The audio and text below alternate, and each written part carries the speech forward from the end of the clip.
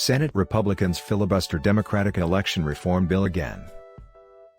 Senate Republicans blocked Democrats' latest effort to rewrite America's election and voting laws Wednesday, as progressive activists piled on the pressure to modify the chamber's 60-vote legislative filibuster, or scrap it completely. The motion to end debate on the measure, now known as the Freedom to Vote Act, received 49 yea votes and 51 nay votes.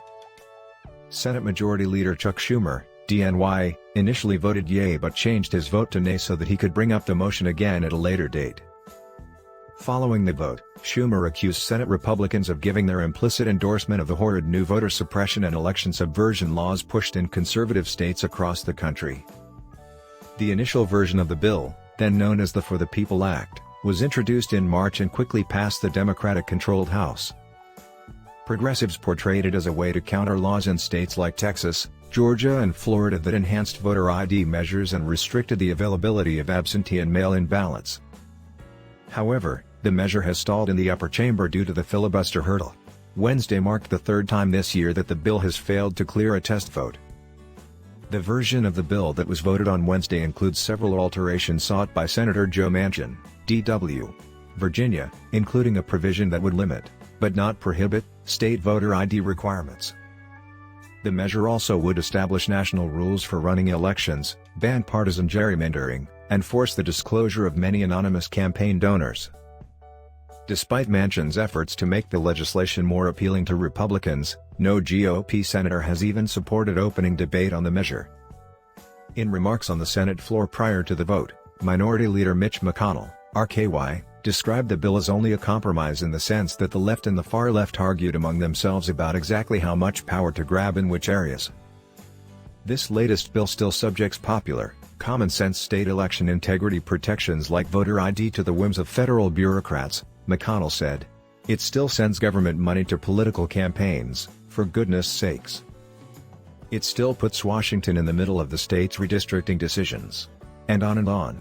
The same rotten core is all there. White House Press Secretary Jen Psaki told reporters Wednesday that the Senate GOP's intransigence was an incredible frustration to the Biden administration. Today, what happened was Republicans in Congress refused to even allow a vote to protect people's votes across the country, she said. What are they so afraid of?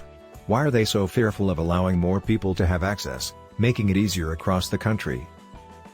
The right to vote freely, to vote fairly, and to have your vote counted, is fundamental, Biden himself said in a statement before the vote. The right to vote freely, to vote fairly, and to have your vote counted, is fundamental.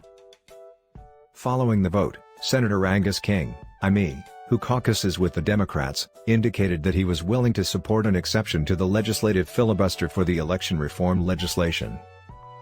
I want a compromise, first and foremost, King said. But absent that, I am open to protecting our democratic system of government through structural reforms that ensure that we protect ballot access for all of our citizens. Our elections are the backbone of America's democracy, and that democracy is more important than any Senate rule. Changing the Senate filibuster rule would require the support of all 50 Senate Democrats, and both Manchin and Senator Kyrsten Sinema, Democrat Arizona, have said they will not support such a move.